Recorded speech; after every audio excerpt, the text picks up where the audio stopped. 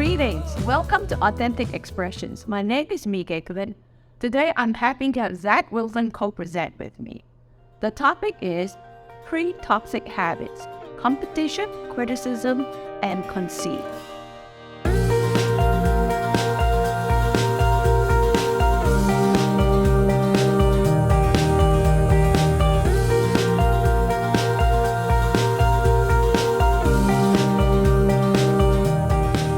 First order over is competition. Any competitive mindset one gets caught up in the me versus the rivalry contest. The contentious wrangle is ever present in one's daily interactions. As a parent, it is easy to get caught up in social media windstorm and parent based on what other parents are doing, be it in academics, sports, or artistic pursuits. Competitive parents focus on competing with other parents through their children. It becomes less about living by your principles, but more about being competitive with other families. Children are used as trophies to reach parents' desired fulfillment. Victim competition is another form of competitive living. With an unending need to seek recognition, conversations revolve around one's latest incident of being misunderstood or misconstrued.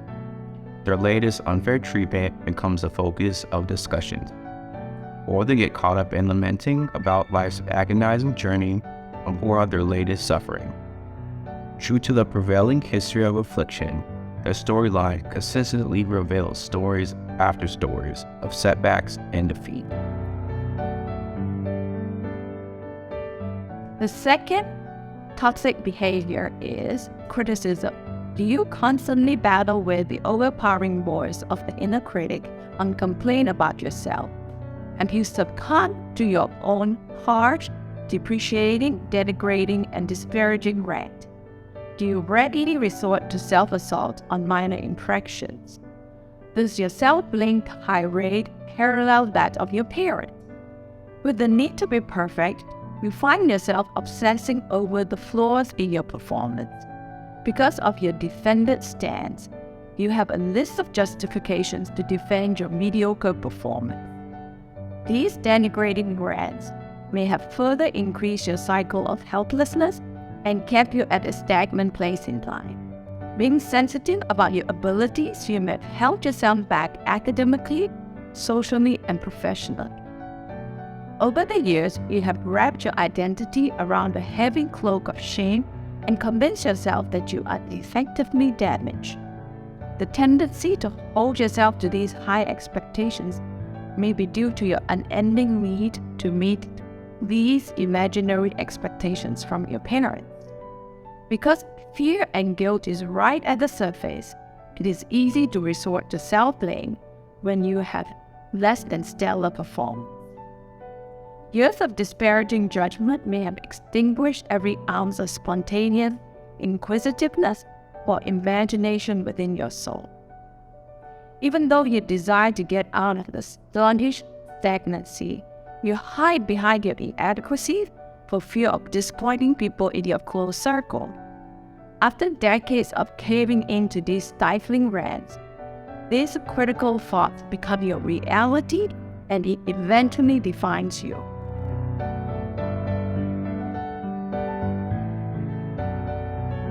The third toxic trait we would like to share with you is conceit.